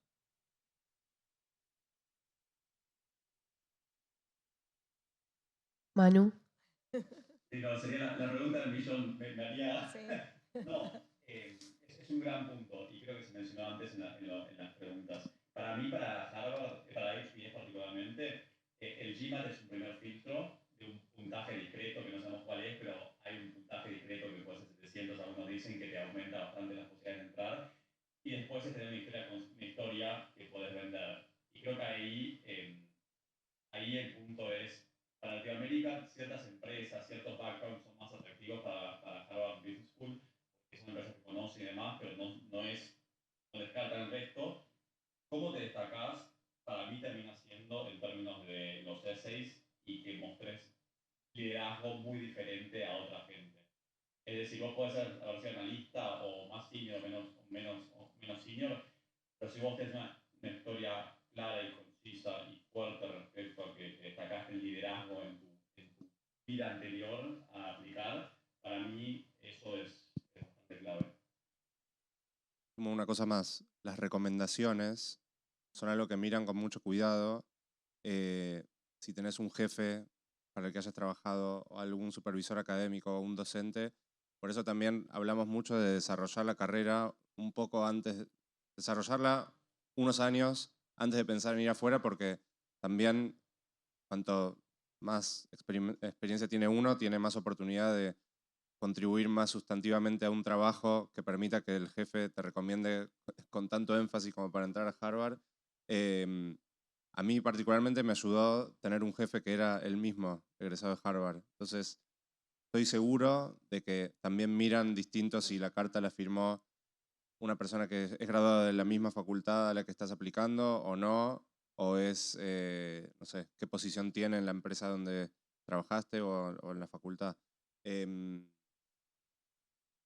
Y en derecho hay otra cosa más, que como un dato de color de algo que puede surgir cuando investiguen en distintas facultades, que se exige un essay de fondo. O sea, en la Facultad de Derecho exigen presentar un ensayo analizando cualquier tema legal de tu país o del mundo, de cualquier lugar, y proponiendo cómo adresearlo. Entonces, eso es un filtro, es como si fuera un examen de tema libre y te evalúan con eso. Entonces, carta, más perfil, más experiencia, más quién te recomienda, todo eso te va haciendo un cóctel de tus chances de entrar.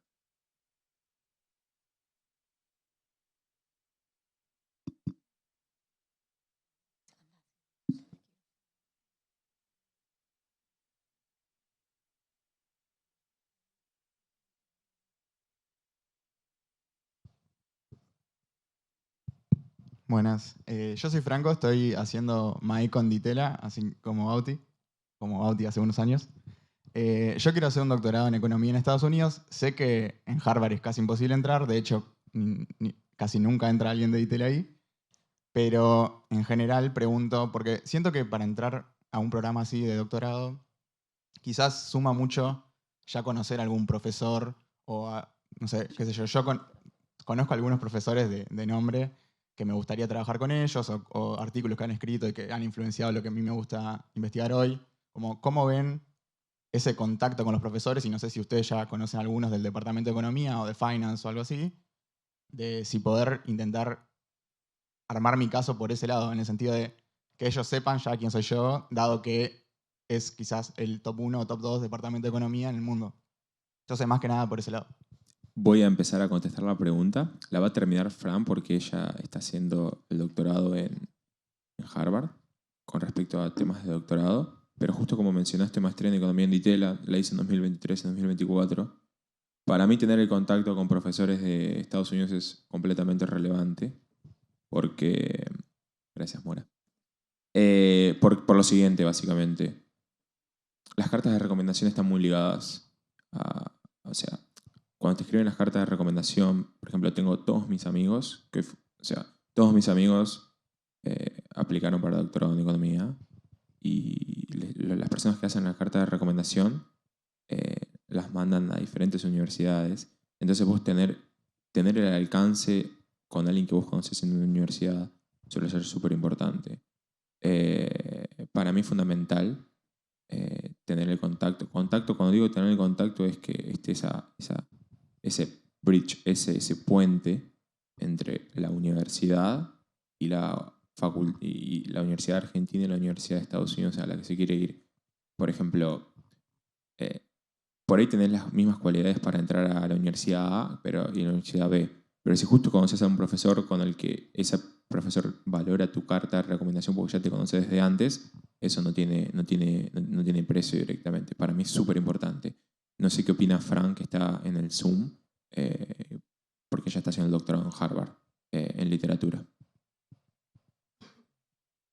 Es mucho menos competitivo que un doctorado en economía, pero un poco lo que sería mi recomendación es que suelen aceptar gente de doctorado de acuerdo a lo que están buscando para continuar. Ese profesor, ese advisor, ¿se escucha? Sí. Hay un poquito de ruido acá, pero podés seguir hablando perfecto que por ahora se escucha. Vale. Es importante que ese advisor te conozca, sepa quién sos, sepa cuáles son tus intereses, pero también es importante que sepa que tenés alguna originalidad por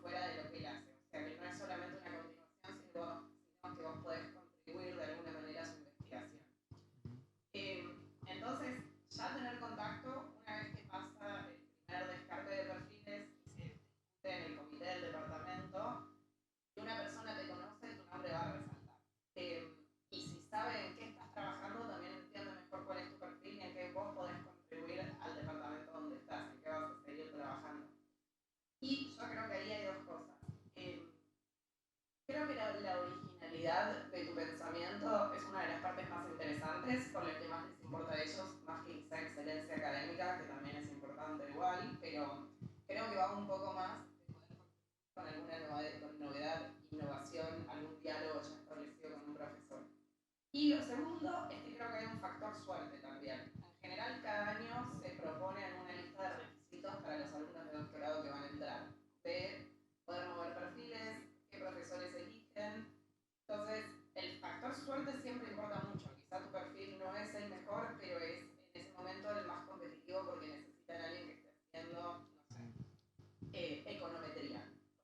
No tengo ni idea de economía, pero bueno, como algo muy particular. Y en ese sentido, tu perfil tiene que ser lo más específico posible. Creo que ese sería un poco mi recomendación. Ok, hay solo una mini repregunta. Sí, yo me refería, por ejemplo, a mandar tipo un cold email a un profesor y decirle me gusta lo que haces o mostrarle los trabajos que yo hago y cosas así. ¿Y cómo ven en términos de la recepción? O sea, ¿hay alguna posibilidad de que me conteste esa persona o no necesariamente? No sé si con los profesores que tuvieron ustedes y eso, ¿cómo se manejaban? Sí, yo quería decir otra cosa, pero eso creo que también lo puedo responder, que en mi caso particular, de hecho, desde ya no sé en Business School o en otras escuelas, yo tuve muy buena recepción, incluso mucho entusiasmo por parte de profesores que ellos van a recibir tu aplicación y les va a gustar más quizás conocerte desde antes y saber que vos venís trabajando en esa aplicación hace un año, que alguien que va a aparecer un nombre que no conocen para nada. Entonces, yo creo que siempre es bueno que los profesores sepan desde antes que vos sos una persona que está muy interesada en este programa hace mucho tiempo y venís trabajando hace mucho en la aplicación. Creo que nunca eso va a estar de más. Pero no sé si alguien quiere, yo quería decir otra cosa, pero andaba primero y... Sí, pero me voy un poquito de tema. Porque hay varias personas que están acá en comunicación o en publicidad y yo por mi maestría en diseño y también como narrativa, comunicación, me pidieron un portfolio. Es algo para lo que yo no estaba del todo preparada. Y recomiendo mucho que vayan construyendo materiales. O sea, si las personas que están en publicidad vienen pudiendo construir cosas que hicieron, cosas que pueden mostrar visualmente o materialmente de alguna manera.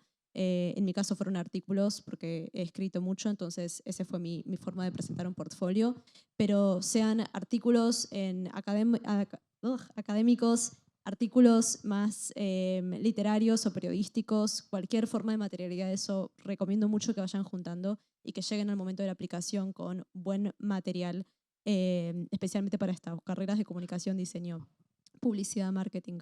Breve paréntesis. Los emails, un email en frío. Lección para la vida, lo tenés que hacer. Yo a los 13 años tomé la decisión de hacer la carrera de grado. Nadie en mi familia había estudiado en Estados Unidos. Mis familiares, la verdad es que no hablan inglés. Hasta los 18 años estuve solo, todo leyendo. Y cuando rendí el TOEFL, me preparé en Icana, hablé con el instructor para pedirle ayuda. ¿Quién me puede orientar? Porque para mí era llevar el mundo entre los hombros. No tenía nadie. Y me dio una dirección de email. No sabía quién era. A esta persona ni siquiera la conocía bien porque había estudiado en Harvard, pero era la esposa de un argentino. Ella era canadiense. Es decir, no tenía relación con el país ni con nadie. Y la escribí. Le conté un email bastante extenso, escrito por un chico en ese momento de 17 años, que era lo que quería hacer de mi vida. Me dijo, venía a mi casa, estaban en San Telmo, a unas cuadras de casualidad de donde nosotros vivíamos, y a mí me cambió la vida, porque esa persona me ayudó a orientar a cómo escribir mis ensayos. Mi inglés era pésimo en ese momento, me ayudó muchísimo a mejorarlo, escribiendo y hablando.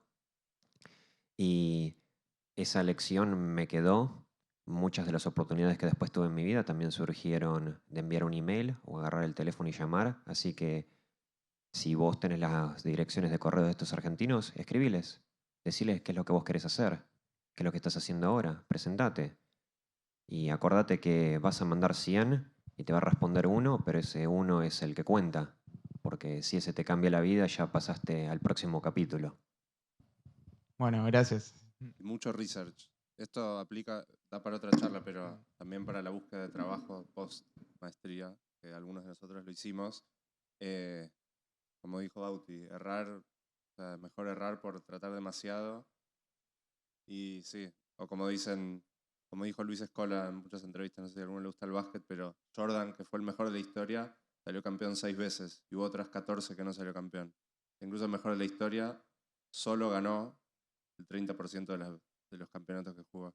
Y hay que probar. Pero es muy aleatorio también la recepción que podés tener de un cold email.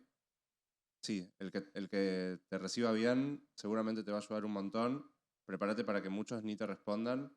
Pero si conoces a alguien que te puede ayudar a presentar, otro profesor, alguien que conozca a esa persona que estás buscando, ya sea para un docente en la maestría a la que te interesa o alguien para quien te interesaría trabajar, esto aplica para cualquier ámbito, está bueno buscar puntos de conexión. Hoy es un poco más fácil porque en LinkedIn podés ver quién está en común, quién sigue, cuántos grados de separación tenés con esa persona, y sin duda es algo que hay que hacerlo porque hay otro factor cultural, que es que creo que culturalmente nosotros estamos mucho menos preparados para el networking y el show-off que se hace en Estados Unidos, donde uno llega y ve que la gente, especialmente los estadounidenses, pero también de otros países, están muy entrenados para presentarse, para como marketinearse, en el buen sentido, ¿no? Para mostrar cuáles son sus skills. Antes preguntaban sobre extracurriculares. En Estados Unidos el que juega al fútbol juega a nivel profesional y el que toca la trompeta toca a nivel orquesta sinfónica. Y no tienen miedo en decirlo, entonces es muy difícil para nosotros, estando lejos, estar a la altura de ese nivel de mostrarnos y no tener miedo de mostrar lo que hacemos, el portfolio, las skills académicos que tengas.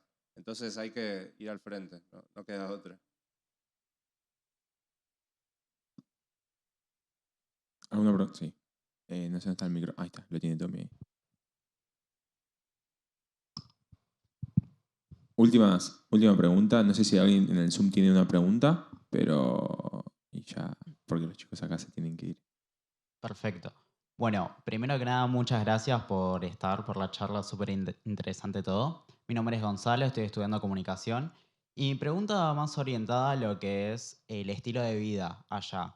Uno por ahí en el imaginario tiene pensado que estás estudiando absolutamente todo el día y ni eso alcanza. Vos hablaste también de una vida quizá más solitaria allá en Estados Unidos.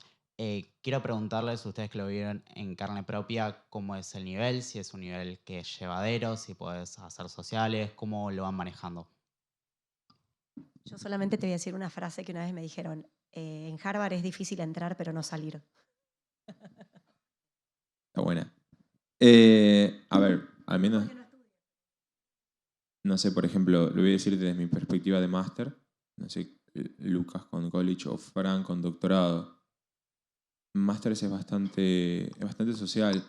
Uno tiene que estudiar, no es que está todo el día estudiando, porque una gran parte de las cosas que después va a hacer tienen que ver con las personas que conoce ahí. Entonces, en mi opinión, las notas en un máster no son tan importantes. Las notas van a ser muy importantes en college y probablemente tu desempeño académico sea muy importante en doctorado. Tu desempeño académico en el máster, en mi opinión, lo estoy diciendo muy a grosso modo, ¿ok? No es tan importante. No quiere decir que uno estudia, está en Harvard, tiene que hacer muchas entregas, pero también es muy importante aprender a tener esta parte social y le llegan muchos eventos. Por ejemplo, antes de ayer, yo llegué ayer a Argentina y antes de ayer, una hora antes que me tome el vuelo, me avisan que me estaban invitando porque iba a venir María Corina Machado, del último Premio Nobel de la Paz, y me estaban invitando a ir. Entonces, la parte de eventos es muy importante, la parte social es muy importante. Las notas, en mi opinión, en los másteres no son tan importantes. Por ahí en college o en doctorado tu desempeño académico es otra cosa, pero esos son mis 2 centavos. Bueno, muchas gracias. No sé si Fran, vos querés agregar algo si estás en el Zoom con respecto a tu desempeño académico de un doctorado, pero eso. Ya bueno, mi programa es mucho más chico, solamente entramos 3, así que no tengo un grupo grande per se en clase. Pero fuera de eso es un poco lo que dice Bauti. Estoy conociendo gente todo el tiempo porque hay charlas todo el tiempo, hay eventos todo el tiempo. Y con respecto al estudio es muy intenso. Yo esperé que fuera un poco menos intenso y no, es muy intenso, pero no es difícil, que creo que es una diferencia con Argentina. Quizá en Argentina no es tan intenso, pero después es intelectualmente muy desafiante. Acá es más fácil. Entonces, uno, una vez que se acostumbra al ritmo, ya puede organizar perfectamente su día y siempre vas a estar a la altura de las expectativas. Creo que a mí lo que me pasó acá es que me enseñó a trabajar muchísimo, mucho más rápido, mucho más eficiente y siempre puedo seguir ese paso. Entonces, eso, es intenso pero no es difícil para mí. Bueno, muchas gracias a todos por haber venido. Para nosotros es lo más que hayan venido, que hayan querido participar, a los que están en el Zoom. Ustedes vinieron y de verdad muchas gracias a UADE, muchas gracias a Harvard Club Argentina, muchas gracias chicos porque molestamos para organizar esto. Gracias de corazón. Nos vemos pronto.